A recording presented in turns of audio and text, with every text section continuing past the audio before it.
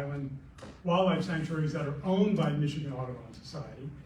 And one of our main focus is to achieve through education public recognition of the value and need for protecting and preserving wildlife, plants, soil, water, and other natural resources, as well as an understanding of their interdependence, and also to promote an interest in our native birds, as well as the native flora and fauna, and of our habitats, because they're very important economically and culturally, and they have a great deal of recreational value to us in West Michigan. And also we help Michigan Audubon in its study, conservation, and research efforts. So if you're interested in nature, right, then consider becoming a member of the Washoe Islands Audubon Society. Membership is inexpensive. It's $20 for an individual or for a family. And we have some application forms right in the back that you can use. And our Vice President, Cindy Gomez, will take your money if you. And I will turn it over to Carl Manning, our treasurer, tomorrow morning on the bird line. Now, to mention Carl, I want to introduce the board of directors for 2024-2025. And so I already introduced myself. I'm the president, Michael Lombardo. Our vice president, Cindy's in the back. Our treasurer, Carl Manning, is not here, but our secretary, Beth Miller, is right there underneath the clock, and is not doing this live on Facebook. And other board members include Lonnie Garris, Bruce Ostrow, raises his hands in the front row, Susan Schmitz in the front row, Carl is in the back row, I saw his children, and Lucas Timmer, who has a couple of small children, so he's probably not going to be here tonight. So, for those of you who don't know, our programs are co-sponsored by the Muskegon County Nature Club, and there are several Muskegon County Nature Club members here. Again, we want to thank the Loudoun District Library for hosting us. We have a YouTube channel, and we have a Facebook page, so please subscribe to our YouTube channel and follow us on our Facebook page. And we live stream our programs on Facebook, and then we upload them then to our YouTube channel if you'd like to see them. So I think we put together a pretty good series of programs for 2024-2025. We'll hear more about tonight's program, the Beauty and Biology of the Muskegon River, which was one that we had set last January, but we had to cancel because it was extremely cold weather. I'll be giving a program in October, there and back again, about avian migration and navigation. In November, Doug Klein from Hastings will be talking about the birds of paradise in New Guinea. We don't have a program in December, but in January, Noel Medina will be talking about neotropical migrants and birding in the Americas. Local naturalist Bill Martinez will talk about the natural features of Ottawa County in February. In March, Isaac Polanski is going to talk about two different topics: storm chasing, bird photography, and editing photography. And then on 20th of May, we'll have our business meeting. So I think we put together a pretty varied series of programs this year. We also, along with Muskegon County Nature Club, sponsor some field trips, and these field trips are led by the Muskegon County Nature Club. And here's a list of the field trips. The first one coming up is on the 21st of September at Hoffmaster State Park. And all field trips run from 8 a.m. to 12 noon.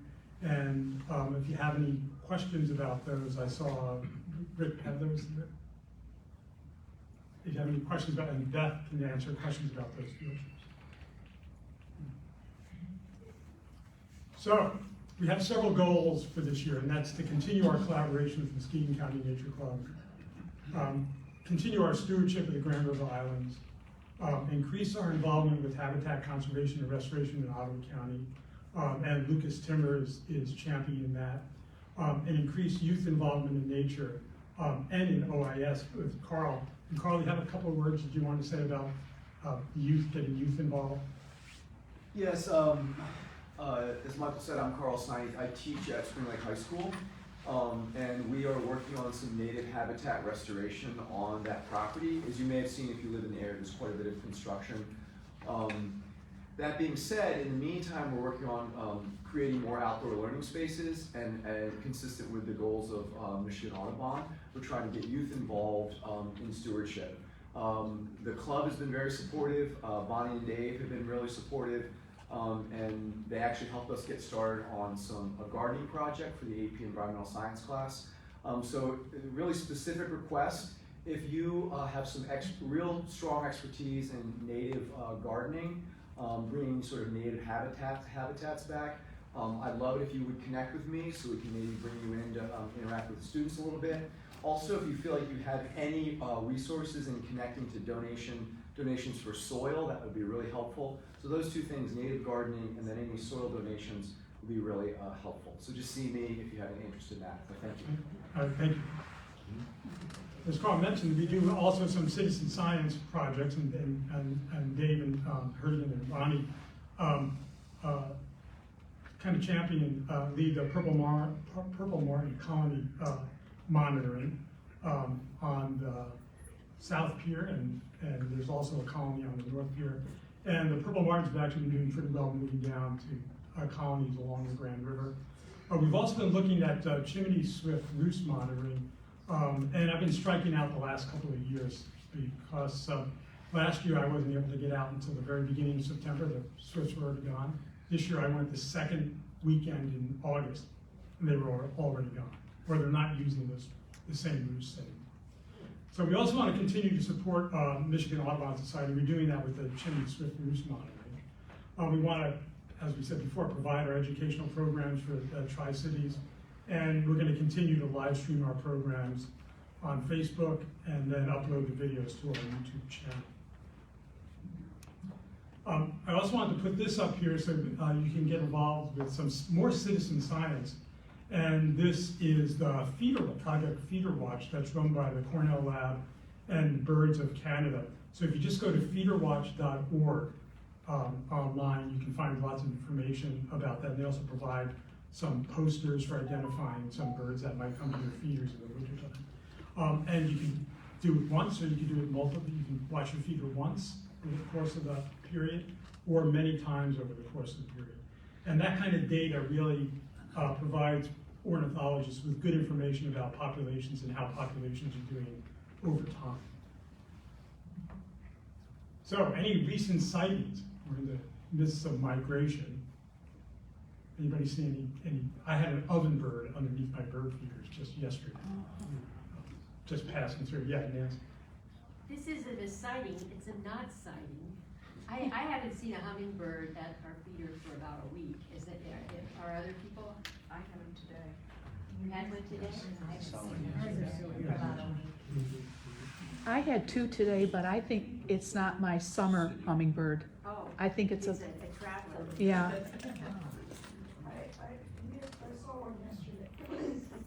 I saw one yesterday, but I think they're migrating south. Okay. Yeah, it's likely that the one's migrating south. Anything else?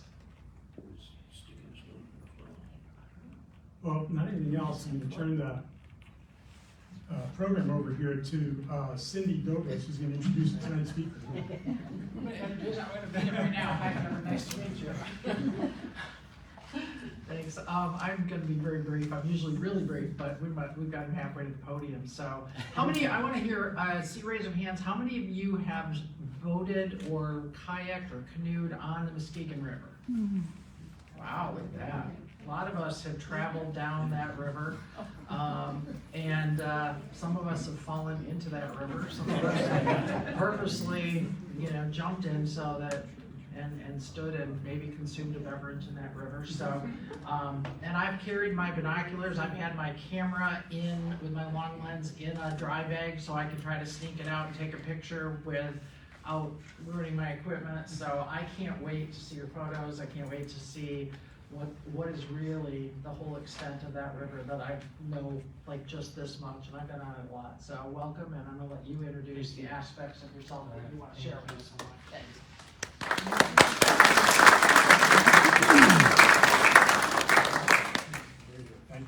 Hi everybody. Cindy just mentioned it. My name is Kevin Feenstra.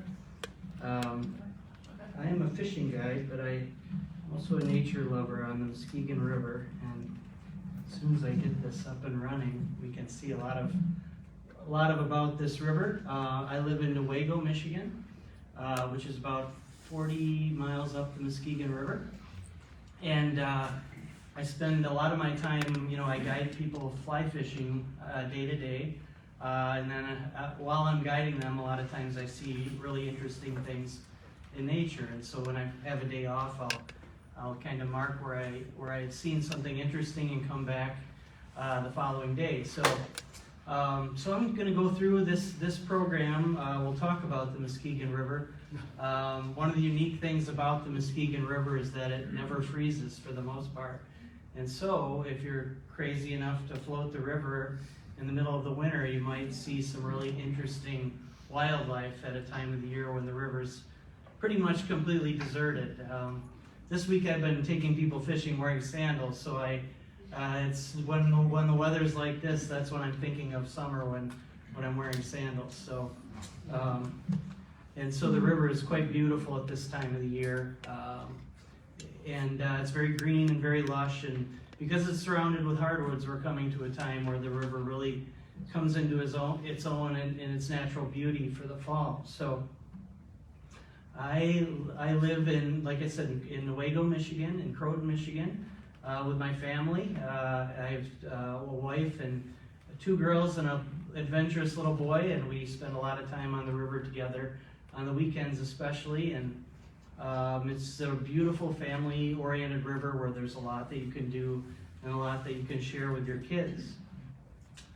One of my kind of odd hobbies over the years that I've picked up is that I do a lot of snorkeling and a lot of underwater photography. And when I go take people fishing, I tie flies that look like the various types of minnows. So it's really been helpful to me to look underneath the surface of the river. I've always been really amazed when I look at the river at how beautiful the river system is underneath the water. I mean, you think of all the beautiful birds and animals above the surface, and then you put a snorkel mask on, and it's amazing that there's just as beautiful of an ecosystem underneath the surface of the river as there is above. What kind of fish was that? That was called a spot fin shiner, and it's something a lot of people use for bait. But it's when it's getting ready to spawn, to lay its eggs, they turn into a really beautiful fish, and that's true of a lot of the things that live below the surface. And so, the river is a big freshwater system, so when you're looking to photograph birds or fish or animals, you have the water covered. So really you just have to find a good food source. And a lot of times during the summer or especially early summer, I look for fruit trees, especially mulberry trees, where the songbirds gather like this scarlet tanager, and you can see a wide variety of birds day after day after day, flickers and a variety of grosbeaks and things like that. So it's really just about finding the food source, whether it's above the water or below. Oops, that's not good.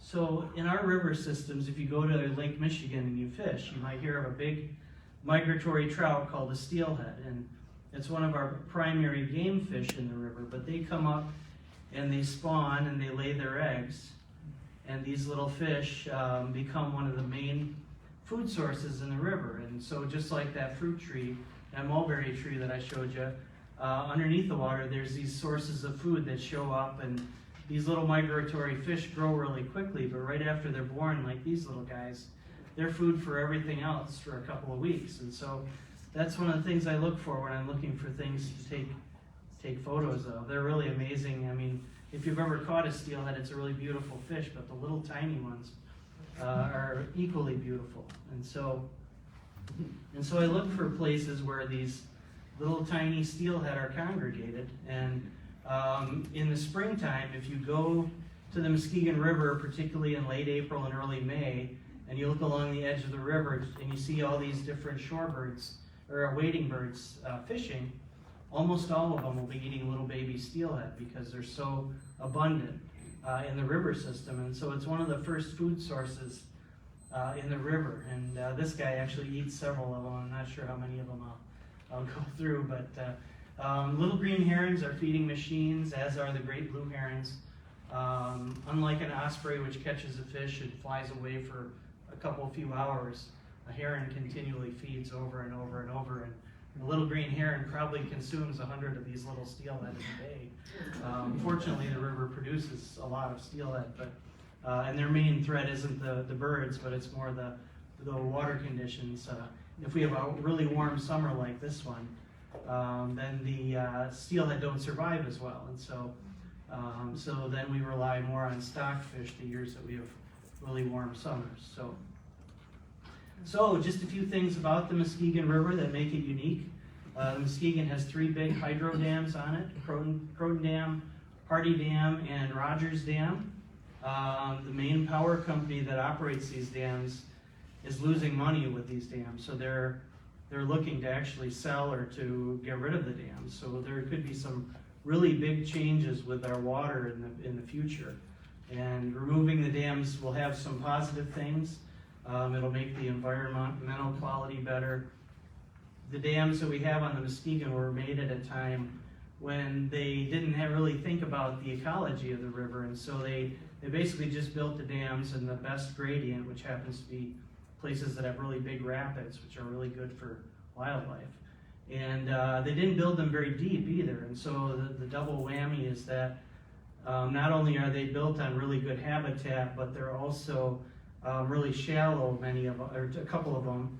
That makes the water unnaturally warm, and so the river, which was naturally cool and could sustain a lot of life, is a little bit warmer than it would be without the dams. So, but it would be a big mess if they did pull those dams out now. So there's definitely an up and a downside to the future of the river. But another thing you'll notice if you ever go to the Muskegon River is its long history in logging. And you would think that something that happened well over 100 years ago would not be as visible as it is today, but yet they ran so many logs through the river, so many of them got jammed into the riverbed, that every day, every time we have a storm, more and more of them wash up. And I don't know how long they'll keep going, but that's a 120-year-old log there.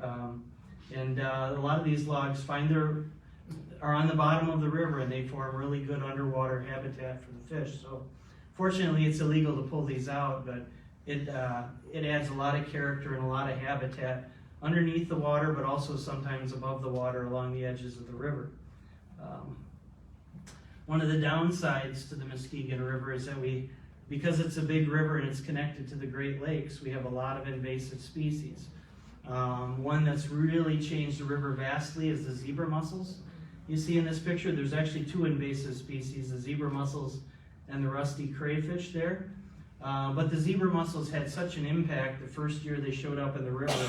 I was a fly fishing guide. I am a fly fishing guide, and I was guiding with these little tiny flies called caddis flies, and they look like a little moth, and they're born out of the river, and the fish eat them, and I'll show you some pictures of them later. But when those zebra mussels came into the river, they feed on the same thing that the caddis do. So there had been books about how to fish these caddis flies, and as soon as the zebra mussels came in, they eliminated the caddis, and so we kind of had to start over with a lot of our fishing. And so they had a very big impact. They've stabilized a little bit, but another invasive species that's made its way in, and it's kind of interesting because we now have an invasive species that's specifically feeding on another invasive species. This is a round goby, and if you're ever fishing around Lake Michigan, you probably caught them, but round gobies are actually starting to thin the zebra mussels a little bit in the rivers because they feed on juvenile zebra mussels. And so we have this interesting cycle that we've accidentally imported another invasive species that eats the zebra mussels. But a lot of the birds around the river specifically feed on round gobies. And mergansers are pretty much a goby-eating machine. They live around the river, particularly in the winter months. We have red-breasted mergansers and this common merganser. But the gobies will turn black as it gets closer to spring. The male gobies will, and so a lot of times I'll be tying big black flies towards spring to imitate these big black gobies, because not only do the birds like to eat the gobies above, but the fish do below. And they've become such a big food source to our rivers that even things like our water snakes are thriving because they feed specifically on round gobies for the most part. If you see a snake grabbing a fish out of the river, most of the time it's hauling out a round goby. And they live all the way from up by Croton Dam, the round gobies, all the way down to the mouth, and of course all of Lake Michigan. So, there's a lot of different things that thrive on round gobies. One of the mammals that we have along the river are mink. And I think of mink as being miniature otters. They actually will dive into the water, they'll catch a live fish, and they'll come back out. Normally I spend like a day in a little makeshift blind trying to get a good shot of an animal. And I took my kids to Muskegon Pier a couple weeks ago, and I sat down on the pier while my girls were walking on the pier, and this mink came up and set a goby right next to me. And it's really interesting. So and you never know, you know. But anyways, my point is that this particular invasive species, of all the ones we have, they have some downsides. They do carry a botulism toxin from eating all those zebra mussels, so sometimes birds don't react very well to eating them, but in a lot of ways they're very beneficial. They slow down the growth of the zebra mussel population, and they provide a protein source for a lot of animals that nothing else is filling. So one of the things I see in the spring, and one of the creepiest things, is sea lamprey. Michigan has a lot of native lamprey. These are eel-like fish with a row of teeth at the front. They're kind of a nightmarish thing. Our native lamprey are much smaller, and they generally don't kill fish. But the invasive sea lamprey have really devastated the Great Lakes fisheries, to the point that when I look underneath the surface of the river, it's different than it would be without them, because the Fish and Wildlife Service has to come in and poison them, poison the baby lamprey every couple of years, and it has some impact on the types of little fish that can live in the river. So, other than just hurting the fish out in Lake Michigan, these things have an impact on our inland biology as well. So, one other thing about the Muskegon, wherever you go, is that the lifeblood of the river is the tiny little creeks that come into it. And they bring fresh, cold water. Basically, if you had a well, this is the same type of water. Many of them have their own little ecosystems on them that are totally different than the mainstream of the river. But I told you how those dams raise the temperature of the river unnaturally to some degree. These little creeks kind of mitigate that by giving us a lot of little sources of cold water that fish that need cold water can take refuge in. But also in the winter, you wouldn't think of these little streams that are so cold they're actually warm streams in the winter, because these little groundwater streams stay pretty constant temperature. And so the fish will congregate around them in the summer when they need cool water, but they'll also congregate around them in the winter when they need a little bit warmer water, which is what these are providing at that time of the year. So, but like I said, they have their own little ecosystems. This is a big fishing spider that was living on one of those little streams that runs near my house. But there's a lot of interesting things in those little cold rivers. Cold rivers by nature hold more oxygen than a big main river, so they can sustain a lot more life. And so if you're looking for birds or fish or anything, a lot of times walking along these little tiny rivers will give you a source of things that you wouldn't expect to see. So, and there's a lot of bigger tributaries to the Muskegon River. This is the Little Muskegon River, which comes in just above Croton Dam. But there's numerous other tributaries that come in, and the watershed drains, I think, 2,600 miles. So there's a lot of different sources of water coming in, and the resource itself is 230 miles long. So there's a lot of water. But when you like to take pictures and you're looking for things with color in the winter, it's really an amazing thing when you have a red sky morning in the winter months. And I didn't do much to this photo. That's actually how it looked that morning. But one of the unique things about the Muskegon, if you like flowing water, is that if we do have a really very cold river, or really cold winter, the Muskegon never freezes. And so even if it's 10 degrees out, you can, if you really want to, you can go out on the river or walk along the river. This cold weather will congregate animals around the river because the snow will make it difficult for them to dig down, but there'll always be a little bit of open land along the river. So I'm just going to talk to you a little bit about the winter, and I'm going to just go through a couple, the 4 seasons. Sorry, the mic seems to cut out. Uh-oh. Yep, I'll just hold on to it if it's hurt, because I'm not a very loud person. Can you guys hear me okay? So, like I was saying, in the winter months, a lot of times the wildlife will congregate around the river because the river is, generally you have to be kind of crazy to be out in the boat in the winter, so that's why I'm there. So, but a lot of times the wildlife is, unlike in the summer where the river and the resources are being used a lot, there's not much use of the resource other than fishermen. And so a lot of the wildlife, especially in the morning and the evening hours, is quite active. And you can see, get a little closer to nature without them being disturbed during those times of the year. There's a lot of habitat along the river. Some of it's grassy in some stretches. Some of it is swampy, and I tend to like all of it. This is an American kestrel. In the winter months along the river, there's a lot of places where there's grass that's exposed near the river, and you'll have things like American kestrels. Later, you'll sometimes have meadowlarks and things like that. But when it's really cold, the river provides a source of water, of fresh water. Rather than trying to find a source of water that's below the snow, a lot of the birds will come to the river to get water, and so it's another source. This is a pileated woodpecker. I was actually sitting on the side of the river in my boat, waiting to see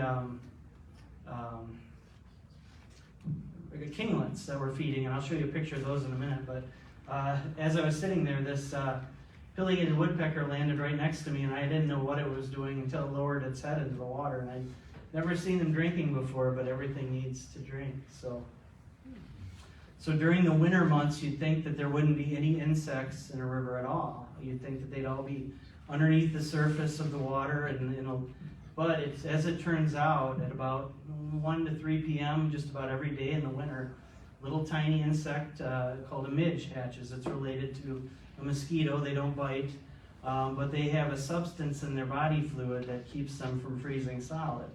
And so you'll be out on a really cold day in the winter, and you'll see these little midges flying around, and they actually provide the really good protein source for birds during the winter months. And so you'll see a lot of these little. This is a kinglet, as you guys know. And if you look carefully at the picture, here's one of those little tiny midges.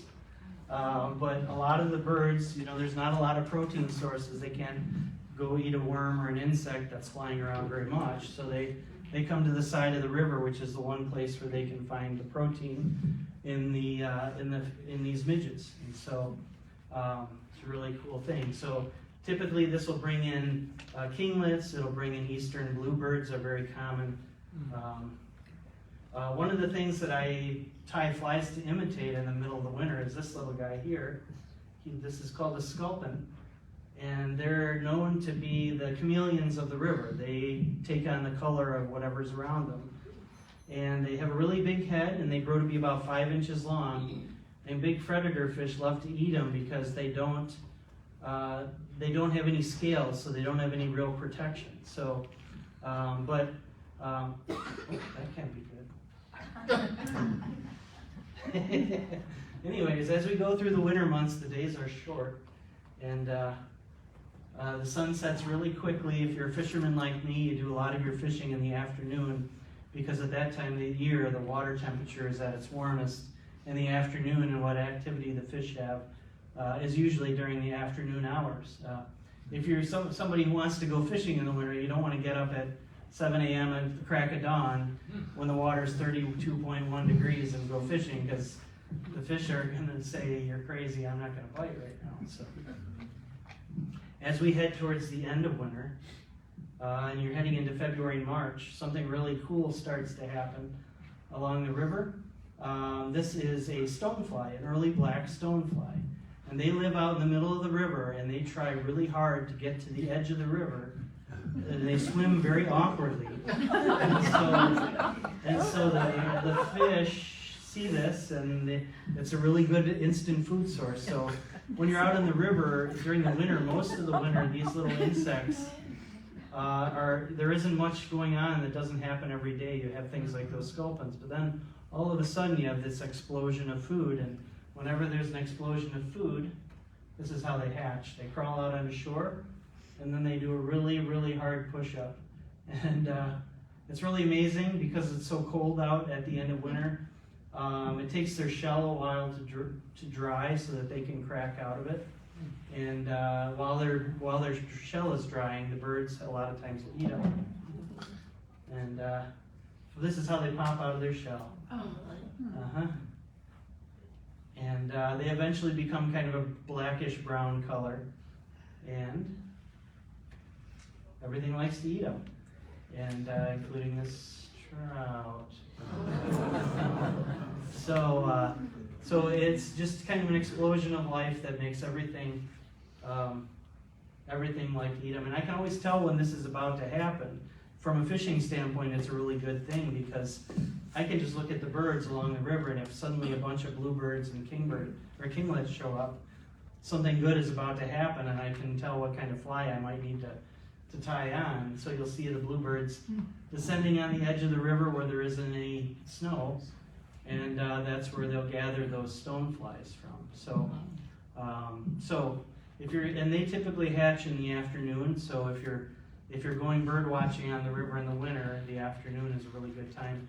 And that's true of most Michigan rivers. This particular insect is on just about every Michigan river, so this applies to a lot of them. But another food source also pops out at that time, and that little baby king salmon hatch right about the time those stoneflies do.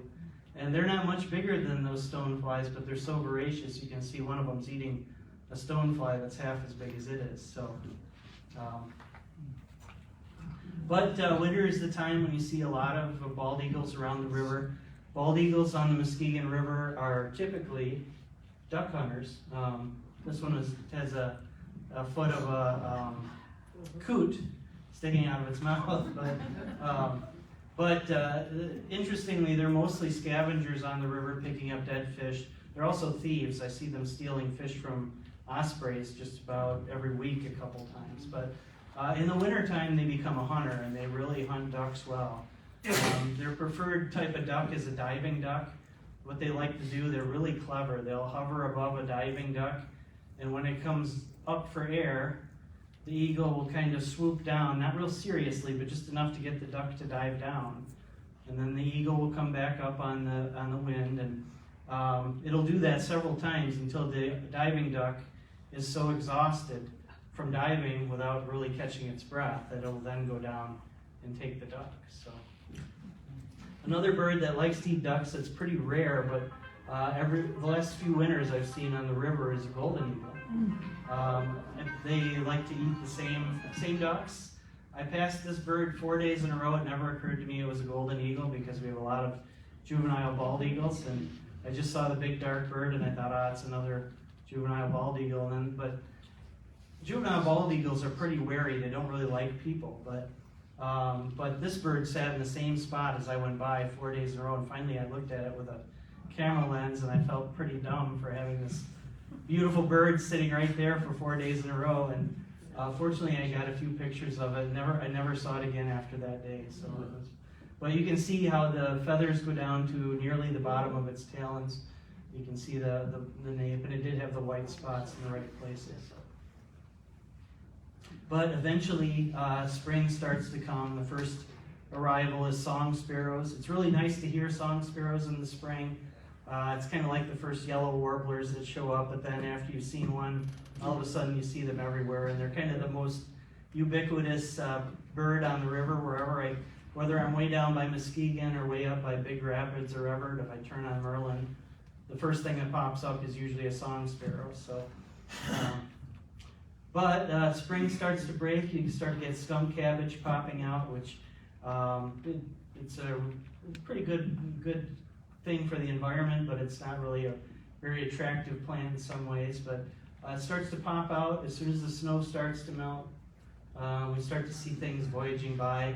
Loons don't like to land on the river, but they fly over the river a lot, and you'll hear them because loons don't like to land on a river because they have such a long takeoff range, and the bald eagles would they wouldn't be able to get away from a bald eagle on the river, but on the lakes they can do it. So Croton and Hardy Pond and some of the other lakes around all have a good population of common loons. When the river floods, sometimes you see beaver along the river. Nobody traps them right now because the fur prices are so low. So they're very abundant. They do a lot of damage to the trees, as you can imagine.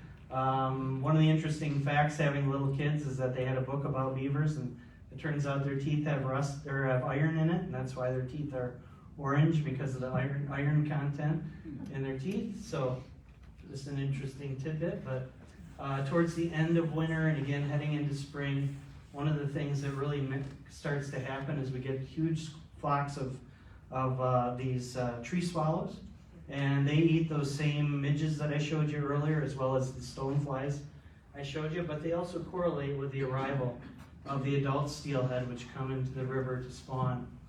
And these steelhead, they reproduce in our river. I showed you the little baby ones.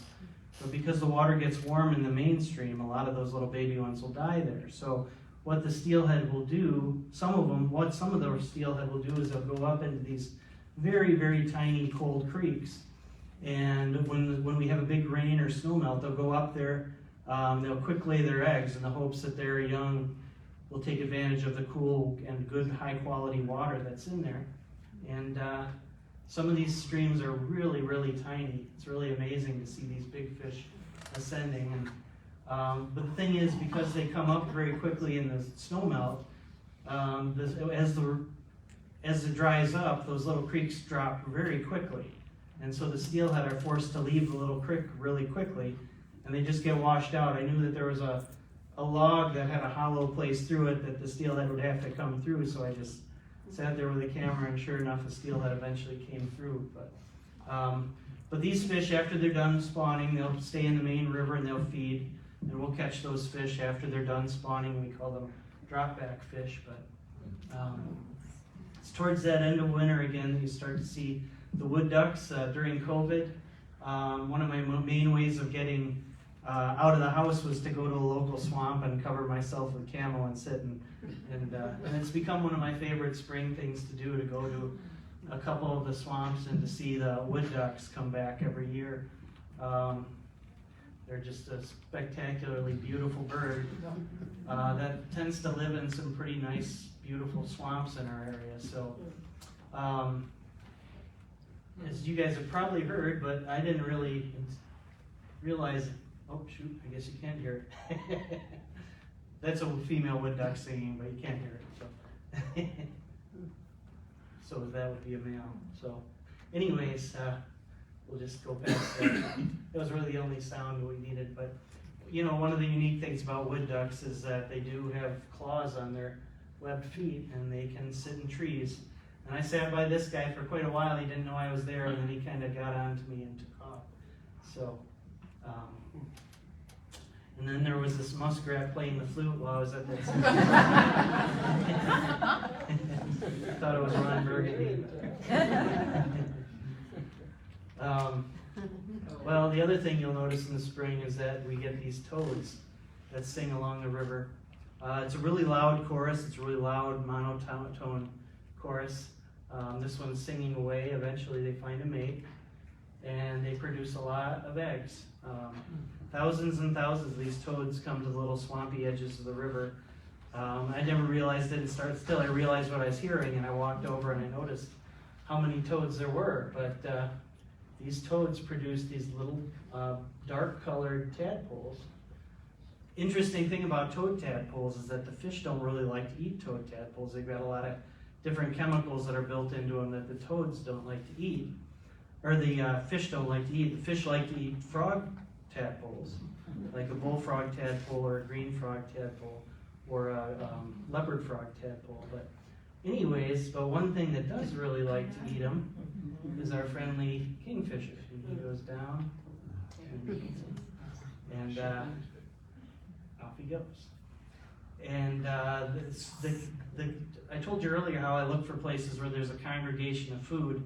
There's so many of these toad tadpoles, and the kingfishers really like to eat them. So I'll sit in this little back channel of the river, and it's got pretty high grass, so I can sit in it. And kingfishers are remarkably wary. I mean, if you're trying to get a picture of them and just floating down the river, they won't let you get close. But if you sit in quietly in the weeds, you can sometimes get close enough to them, and you'll see other things while you're sitting in the swampy areas, like a Virginia rail, so sometimes a sora, so a lot of beautiful things. But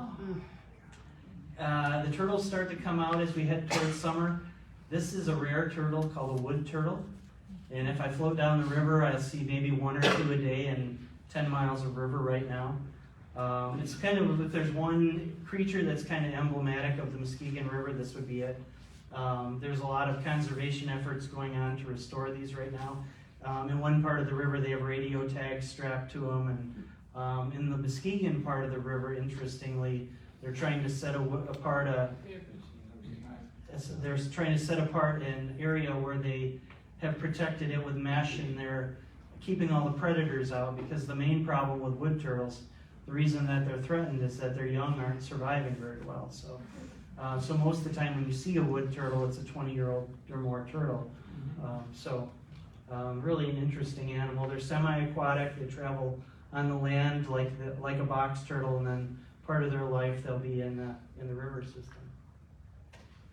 Another thing that's in the springtime is lake sturgeon. And when I first started guiding 27 years ago, if I saw 1 or 2 lake sturgeon a spring, I would be really excited. And now there's days where I see 40 or 50 of them in a day. So this is a group. The great big one is a female, and then the smaller ones are males. The females can be 7 feet long. This one I think was about 7 feet long. So, the males are typically 4 feet or so. Right around the same time, I went out wade fishing one day, and I had my little camera with me, and I was catching some fish, and all of a sudden I got this feeling like there was something next to me, and I looked in the water, and lo and behold, there was this giant sturgeon right at my feet. And when you're standing in the water, there's what's an eddy behind your body. It gives them a resting spot, and this one decided to rest right at my feet. So now sturgeon are a big animal, and they can take a lot of abuse. So you notice that round spot on his head, that's where one of those big sea lamprey had latched on, but this sturgeon had survived the battle. And anyways, just an amazing animal. And then they drop back. Most of them live in Muskegon Lake, where they feed on crayfish for much of their lives. So in the swampy areas of the river, we also have this guy. And if you've ever been fishing, you might have caught one of these by accident. This is called a bowfin, or a dogfish.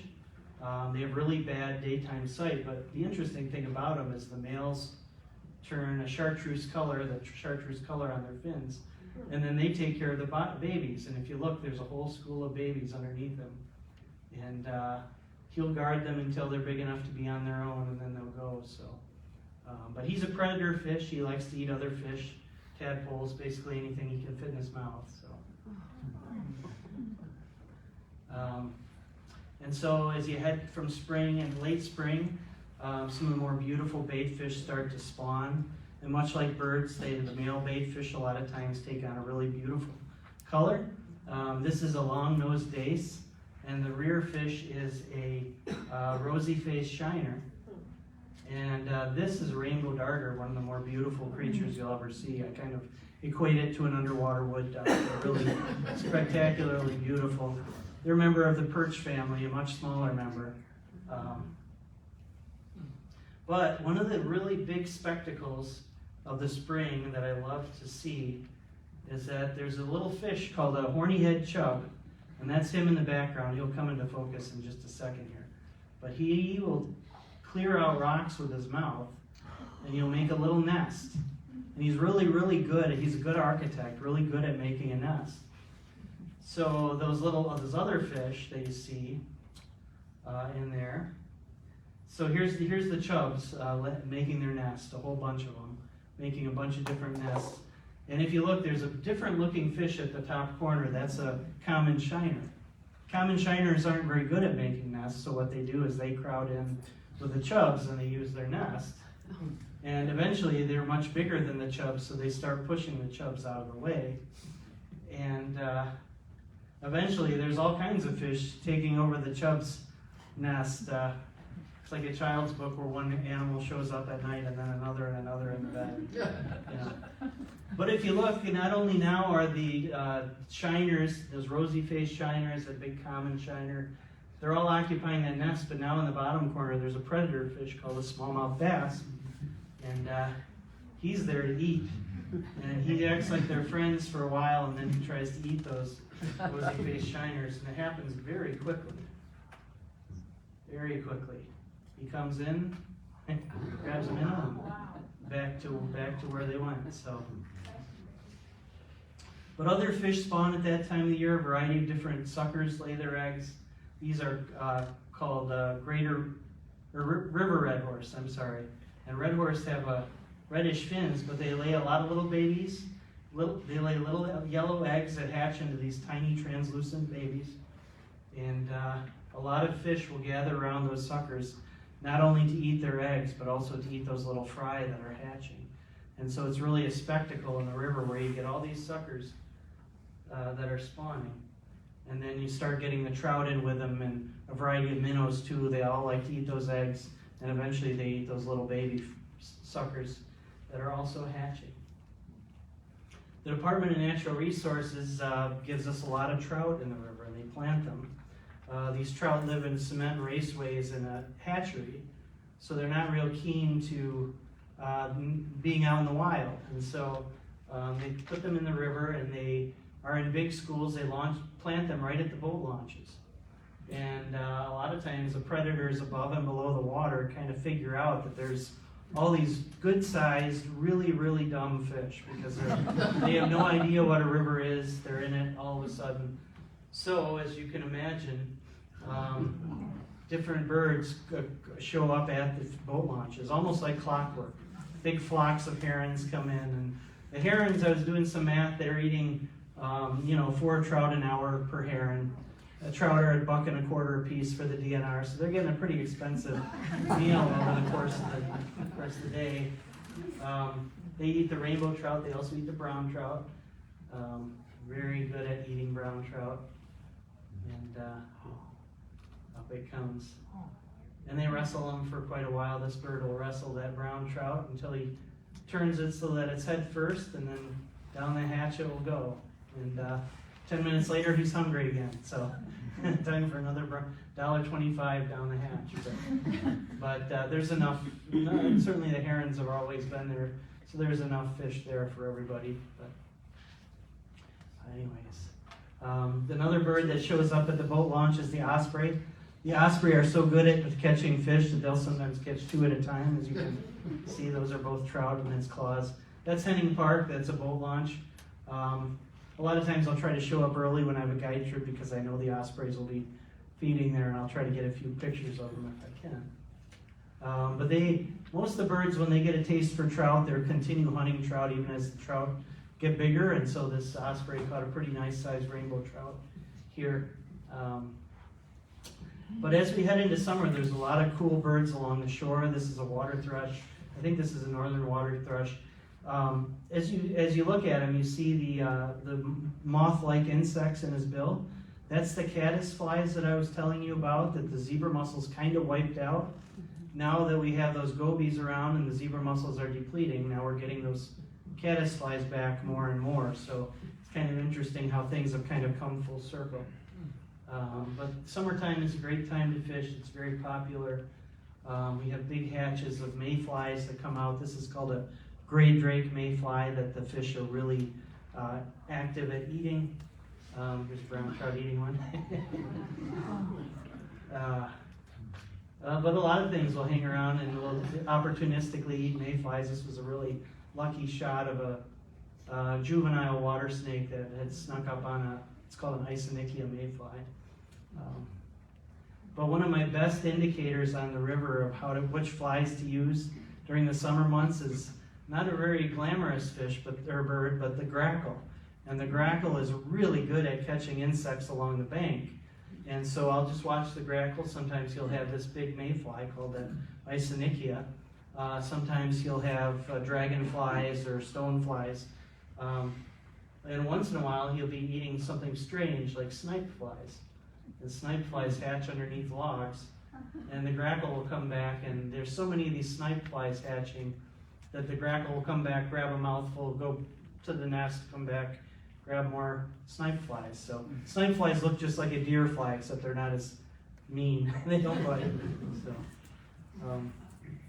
one of the other big food sources in the river is crayfish, both the invasive type, like that rusty I showed you earlier. This is a native type called a virile crayfish.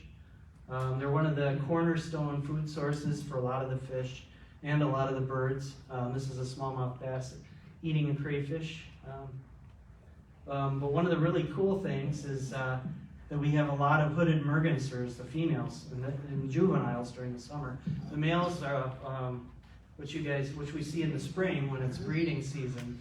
The males are there, but they leave pretty quickly from the river. And after that point, it's mostly the females and the juveniles. One of the most amazing things I ever saw was these juvenile hooded mergansers, which are only a day or two old, somehow knew how to catch crayfish on their own. And I was watching them catch crayfish after crayfish.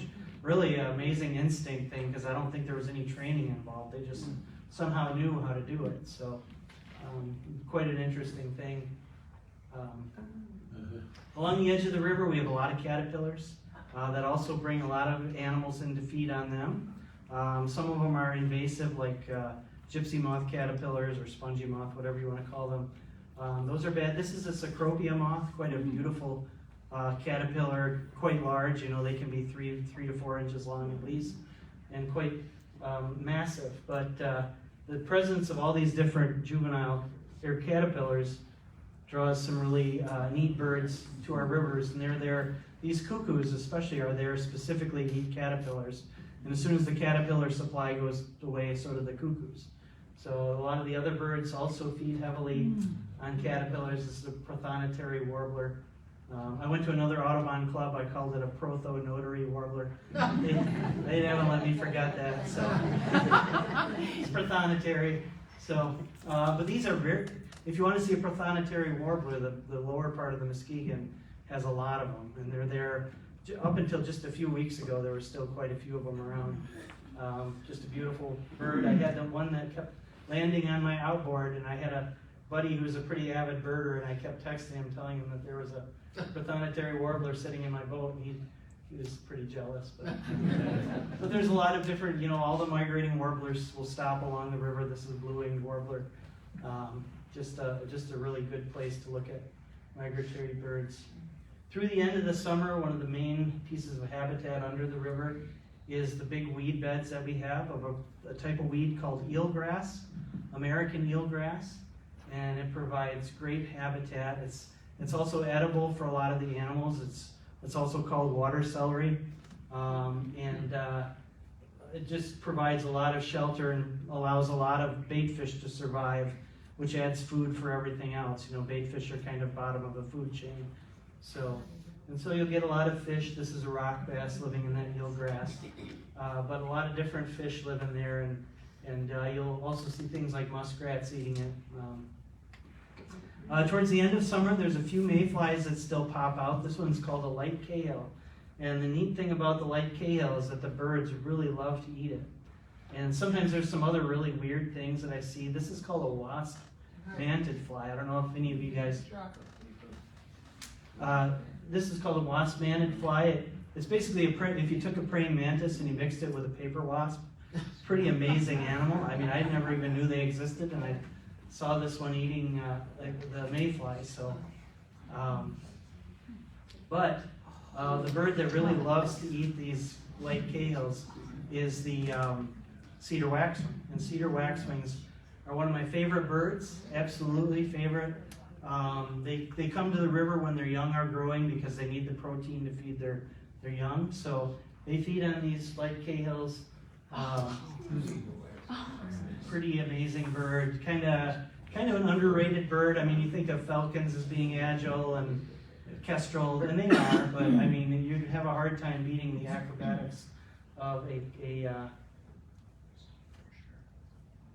cedar waxwing. And so this is what those little Cahales look like. They hatch right out of the water, and they fly up, up, up, and they hope that nothing eats them as they're heading up to the sky. The only thing is, if they hatch during the day, there's almost 100% chance that they're going to get eaten.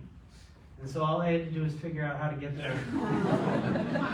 the camera to focus on the bug, and sooner or later I get the bird. So some other things that happen in the summer are kind of creepy. If you're going down the swampy part of the river, you'll notice that in the trees there's sometimes balls of snakes, which are water snakes, and that's how they breed during the summer months. Once in a while I'll see a really rare bird, like this was a Mississippi kite that was flying over the river one year. He was there for a couple days and then gone. During the heat of summer, sometimes I'll see birds by the river that really shouldn't be there. It's because it's so hot and they just need to drink, and I don't want to spend a whole lot of time photographing them because they are stressed already. So, but this is a great horned owl that was out at 1 o'clock in the afternoon on one of those hot summer days.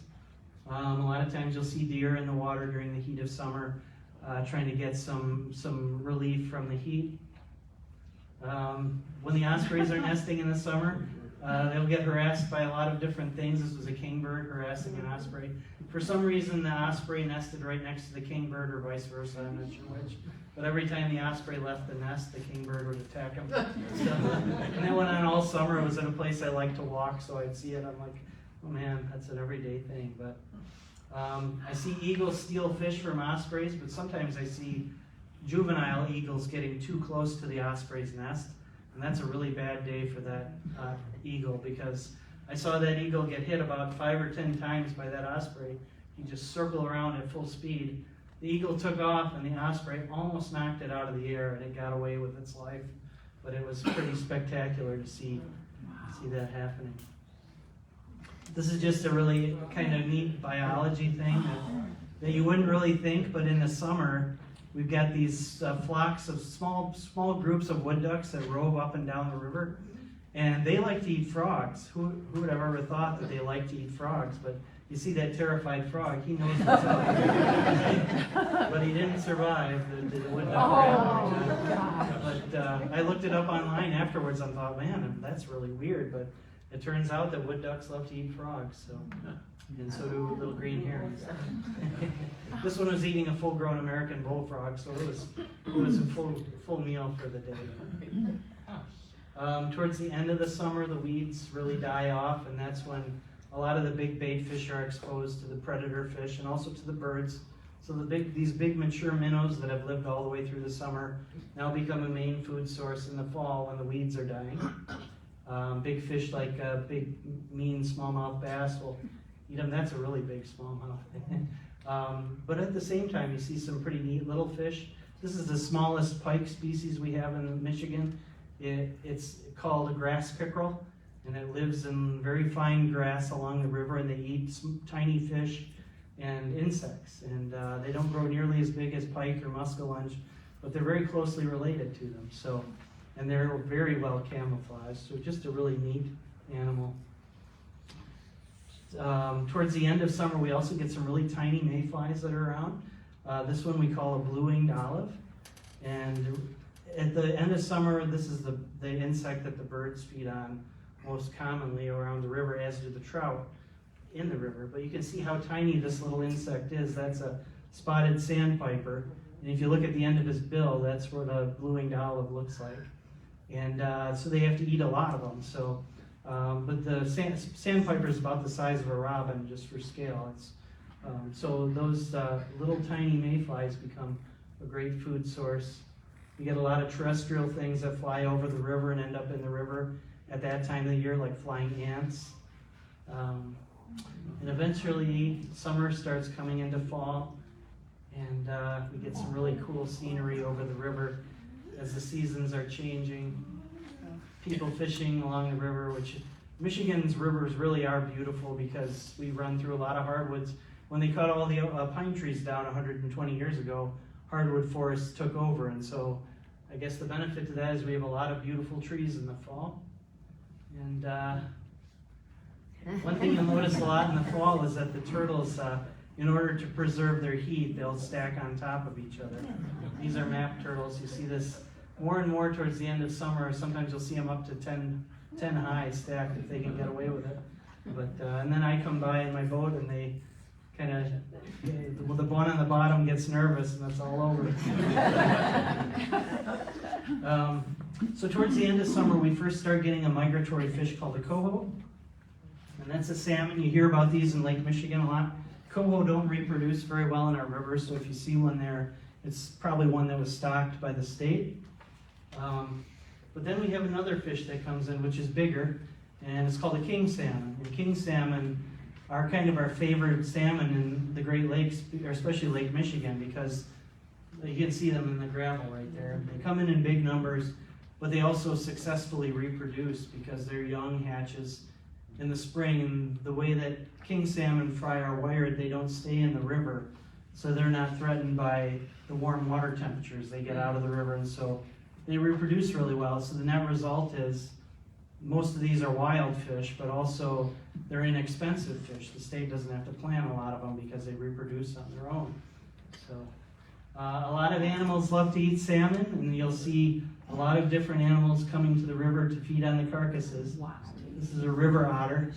I always wanted to get a good picture of an otter, and I tried to find one, and then one day I was eating lunch with my clients, and I heard a crunching noise, and I turned around and looked, and there was an otter eating a salmon right behind me, so I took some frames of it. So sometimes you get lucky. But the mink love to eat these guys too, so you'll see the mink chowing down on them. And eventually those salmon hatch, and they feed on their own, because salmon die after they spawn. The juvenile salmon will actually feed on the carcasses. And as they grow, this is what the little salmon look like. They eat really voraciously, any small food source they can, and then they eventually head out to the lake where they grow very quickly, and in 4 years they weigh 15 or 20 pounds, so this is just part of their life cycle. And so we kind of head to the end of my program. Turtle waves goodbye. I hope you guys enjoyed my program.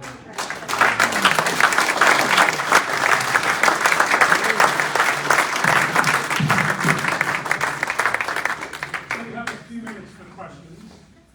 And if you would repeat any questions so Sure. that the people viewing at home could hear. Yep. Yes, sir. Where do you find wood turtles on Muskegon? Like Wood- what section? What section? Probably the best one to find a wood turtle is probably in the lower part, kind of by Mill Iron Road. Although they're in every single section of the rivers. It's just that they're very uncommon. Yeah. Are they active in like the morning? Afternoon. The afternoon. Just look at them. Look on logs where you normally see other turtles, and their giveaway is that they're orange underneath. So you'll see that they have kind of an orange hue to them. So yeah. Yes, sir. What type of camera do you use for your underwater shots? Okay, that's a good question. I have an Olympus camera in a housing that I've used, but the camera I use for birds is Sony A9. I got a housing for that, and I used that for a lot of the ones in this program. Yep. Yes, sir. What time of day are you taking a lot of those underwater shots? Like high noon or? So the beauty of underwater photography is that, during the middle of the day when the light is super harsh and you don't want to take pictures of birds, is a good time to be underwater because the water actually steals some of the light away. So, and you need that extra light because your camera needs that extra light. Because you're underwater, you're losing a couple stops worth of light. So the fact that it's high noon gives you that light back, and you can. But any time in the afternoon usually works. Yeah. Yeah.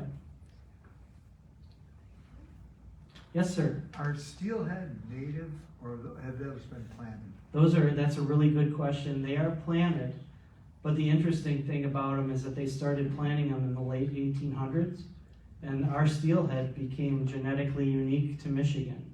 And so now we have our own Michigan strain of steelhead. So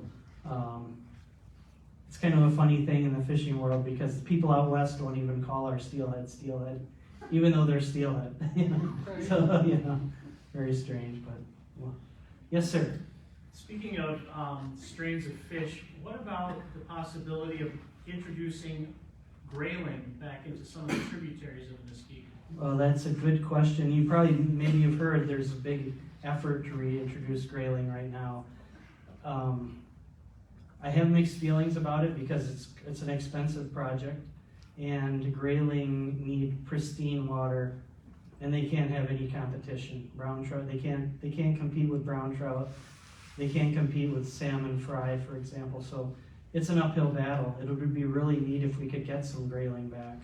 The other thing you have to keep in mind, though, is that the grayling that lived in Michigan are extinct. So if you're going to plant grayling in Michigan, you're going to probably use Arctic grayling from Alaska, which I think is the route they're planning on going. But yeah, so good and bad. It could go either way. So yeah. Where do you see the River river otters? otters, you know, I've seen them all over the river. The hard thing about otters is the wildlife biologist I talked to about them says that they're as much land animals as they are river animals, so they will actually travel a lot over a day. So a lot of the ones I saw were around Newaygo, but I'd see them by Newaygo one day, and then the next day I'd see, I'm sure, the same group 5 miles downriver. So the river otters move around a lot, but if you find a really good food source, you might be able to find the otters. But yeah, but they're around. Most of our rivers have them. Yeah. Are cormorants an issue on the Muskegon River? You know, normally they weren't. I would always think that our common mergansers and red-breasted mergansers probably were the main bird of that type that caught fish, but just the last year or two, the cormorants have started to show up in pretty big numbers on the river, to the extent that I'm going to kind of mention it to the fisheries biologist so that he's aware, because they can really devastate the fishery. They eat their weight in fish each day, so they can do a lot of damage to a fish population. So that's one of those things that needs to be in balance. So, yeah. Anybody else? Yes, sir. What's the name of your fishing company? I'm Feenstra Guide Service. Yep, I have pretty easy to remember if you know how to spell my name. But I have a handful of guides that work for us, and so